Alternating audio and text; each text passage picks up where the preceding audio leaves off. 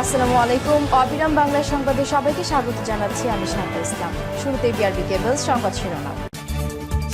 জানিয়ে দেব হাতে পাওয়া সর্বশেষ গুরুত্বপূর্ণ আন্তর্জাতিক সংবাদ। প্রথমে জানিয়ে দেব মার্কিন প্রশাসনই ট্রাম্পকে গুলি করার মতো পরিবেশ সৃষ্টি করেছে, বললেন ক্রেমলিন। রাশিয়ার প্রেসিডেন্টের দপ্তর ক্রেমলিন বলেছে, সাবেক মার্কিন প্রেসিডেন্ট ডোনাল্ড ট্রাম্পকে হত্যা চেষ্টার পেছনে যুক্তরাষ্ট্রের বর্তমান প্রশাসনের হাত রয়েছে বলে তারা মনে করে না। এরপর জানিয়ে দেব ইসরায়েলের ৪৬,০০০ কোম্পানি বন্ধ, পতনের মুখে সরকার। ইসরায়েলের বেনিয়ামিন নেতানিয়াহুর সরকারকে একটি পতনশীল সরকার হিসেবে উল্লেখ করেছে দেশটির হিব্রু ভাষার সংবাদ মাধ্যম মারিব। আরও জানিয়ে দেব চীনে বিক্রি হচ্ছে ট্রাম্পের গুলির ঘটনার ছবিযুক্ত টি শার্ট। যুক্তরাষ্ট্রের পেনসিলভানিয়ায় এক সমাবেশে ডোনাল্ড ট্রাম্পের উপর গুলি ছোড়ার মাত্র ২ ঘন্টা পরই চীনা অনলাইন ব্যবসায়ীরা ওই ঘটনার ছবি সংবলিত সুভেনির টি শার্ট বিক্রি শুরু করেছেন। এরপর জানিয়ে দেব ইসরায়েলের সঙ্গে যুদ্ধবিরতির আলোচনা থেকে সরে আসছে হামাস। তেল আবিবের সঙ্গে চলমান যুদ্ধবিরতির আলোচনা থেকে সরে আসছে হামাস। গোষ্ঠীটির জ্যেষ্ঠ এক নেতা সম্প্রতি এ তথ্য জানিয়েছেন। এবং সর্বশেষ জানিয়ে দেব ট্রাম্পের উপর হামলায় শেখ হাসিনার নিন্দা। শনিবারে ট্রাম্পের উপর হামলার নিন্দা জানিয়েছেন বাংলাদেশের প্রধানমন্ত্রী শেখ হাসিনা।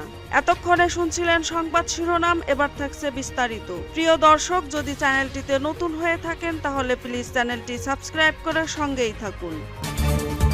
মার্কিন প্রশাসনই ট্রাম্পকে গুলি করার মতো পরিবেশ সৃষ্টি করেছে, বললেন ক্রেমলিন। রাশিয়ার প্রেসিডেন্টের দপ্তর ক্রেমলিন বলেছে, সাবেক মার্কিন প্রেসিডেন্ট ডোনাল্ড ট্রাম্পকে হত্যা চেষ্টার পেছনে যুক্তরাষ্ট্রের বর্তমান প্রশাসনের হাত রয়েছে বলে তারা মনে করে না। তবে এই প্রশাসন এমন একটি পরিবেশ সৃষ্টি করেছে যেটা এই হামলাকে উস্কে দিয়েছে।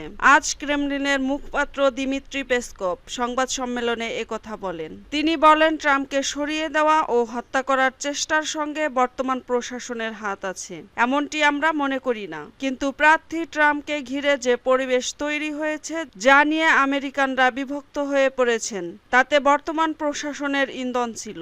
স্থানীয় সময় গতকাল শনিবার সন্ধ্যায় যুক্তরাষ্ট্রের পেনসিলভানিয়া অঙ্গরাজ্যের বাটলার এলাকায় নির্বাচনী সমাবেশ চলাকালে ট্রাম্পের উপর গুলি চালানো হয়। এতে তার ডান কানের উপরের অংশে আঘাত লাগে। তবে ট্রাম্প গুরুতর আহত হননি। প্রাথমিক চিকিৎসার পর তিনি শঙ্কামুক্ত রয়েছেন। মার্কিন প্রেসিডেন্ট জো বাইডেন ট্রাম্পের উপর হামলার নিন্দা জানিয়েছেন।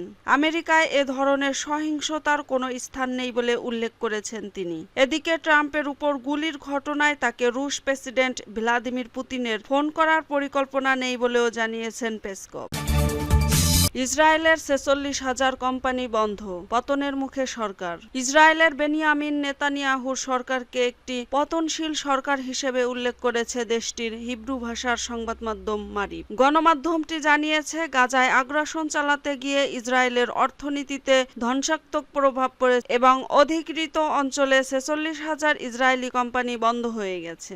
আল মায়াদিন সহ আন্তর্জাতিক গণমাধ্যমগুলো জানাচ্ছে, ইসরায়েলের ঝুঁকি ব্যবস্থাপনা কোম্পানি কোফেস বিডিআই এর নির্বাহী পরিচালক ইয়োএল আমির গত বুধবার মারিবকে দেওয়া এক সাক্ষাৎকারে জানিয়েছেন, গাজা যুদ্ধ শুরু থেকে অধিকৃত অঞ্চলে ৭৭% ব্যবসা প্রতিষ্ঠান বন্ধ হয়ে গেছে। বন্ধ হওয়া প্রতিষ্ঠানগুলোর মধ্যে ৩৫,০০০ ছিল ছোট আকারের, যেগুলো সর্বোচ্চ ৫ জন কর্মচারী দিয়ে পরিচালিত হতো। এমনকি চলতি বছরের শেষ নাগাদ ৬০,০০০ ইসরায়েলি কোম্পানি বন্ধ হয়ে যাবে বলে আশঙ্কা প্রকাশ করেছেন কোফেস বিডিআই এর সিইও। ইসরায়েলের সূত্রের বরাত দিয়ে মেহের নিউজ জানিয়েছে, গাজা যুদ্ধের ফলে দখলকৃত অঞ্চলের বিভিন্ন বাণিজ্যিক খাত, বিশেষ করে শিল্প, পর্যটন, কৃষি ও সেবা খাতের ব্যাপক ক্ষতি হয়েছে।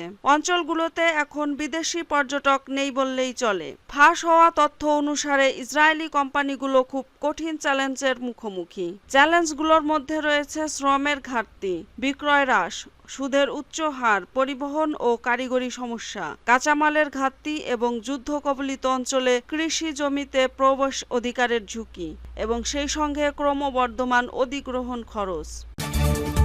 চীনে বিক্রি হচ্ছে ট্রাম্পের গুলির ঘটনার ছবিযুক্ত টি শার্ট। যুক্তরাষ্ট্রের পেনসিলভানিয়ায় এক সমাবেশে ডোনাল্ড ট্রাম্পের উপর গুলি ছড়ার মাত্র ২ ঘন্টা পরই চীনা অনলাইন ব্যবসায়ীরা ওই ঘটনার ছবি সংবলিত সুভেনির টি শার্ট বিক্রি শুরু করেছে। টাইমস অফ ইন্ডিয়া তাদের প্রতিবেদন অনুযায়ী বিক্রেতা লি জিন ওয়ে জানিয়েছেন, আমরা তাওবাওতে সেই শার্টটি এনেছি।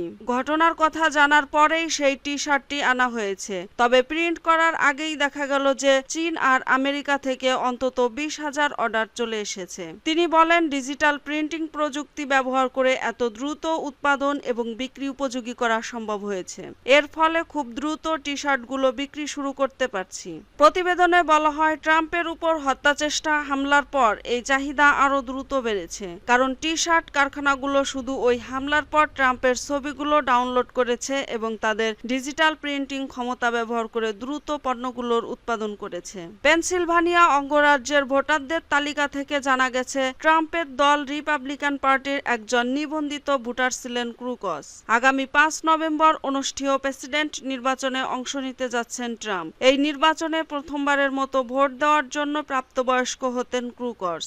হামলা চালানোর সময় তার হাতে AR-15 আধা স্বয়ংক্রিয় রাইফেল ছিল বলে মার্কিন বিভিন্ন সংবাদ মাধ্যমের খবরে বলা হয়েছে। ইসরায়েলের সঙ্গে যুদ্ধবিরতির আলোচনা থেকে সরে আসছে হামাস। তেল আবিবের সঙ্গে চলমান যুদ্ধবিরতির আলোচনা থেকে সরে আসছে হামাস। গোষ্ঠীটির জ্যেষ্ঠ এক নেতা সম্প্রতি এ তথ্য জানিয়েছেন। মূলত ইসরায়েলি বাহিনীর হামলা বন্ধ না করা এবং আলোচনায় তাদের আন্তরিকতার অভাবের কারণে এমন সিদ্ধান্ত নেওয়া হয়েছে বলে জানিয়েছেন ওই নেতা। তিনি জানান, হামাস প্রধান ইসমাইল হানিয়া আন্তর্জাতিক মধ্যস্থতাকারীদের উদ্দেশ্যে বলেছেন, দখলদার ইসরায়েলি কর্তৃপক্ষ আলোচনায় আন্তরিক নয়। তারা গড়িমসির নীতি অবলম্বন করছে। আমাদের নিরস্ত্র বেসামরিক মানুষদের গণহারে হত্যা এখনো অব্যাহত রেখেছে। ফলে আমরা আলোচনা স্থগিতের সিদ্ধান্ত নিয়েছি। ইসরায়েলি কর্মকর্তাদের দাবি, হামাসের সামরিক শাখার প্রধান মুহাম্মদ দেইফকে লক্ষ্য করে আল মাওয়াসির উন্মুক্ত এলাকায় হামলা চালানো হয়েছে। ওই এলাকায় শুধু হামাস যোদ্ধারা ছিলেন, কোনো বেসামরিক লোকজন সেখানে ছিলেন না। তাদের দাবি প্রত্যাখ্যান করে হামাস জানিয়েছে, মুহাম্মদ দেইফ ভালো আছেন, তিনি সবকিছু পর্যবেক্ষণ করছেন। আল মাওয়াসিতে হামলার পরই যুদ্ধবিরতির আলোচনা থেকে সরে যাওয়ার সিদ্ধান্ত নিয়েছে স্বাধীনতাকামী সশস্ত্র গোষ্ঠীটি। ট্রাম্পের উপর হামলায় শেখ হাসিনার নিন্দা। হত্যাচেষ্টার ঘটনায় নিন্দার ঝড় উঠেছে বিশ্বজুড়ে। শনিবারের ওই হামলার নিন্দা জানিয়েছেন বাংলাদেশের প্রধানমন্ত্রী শেখ হাসিনা।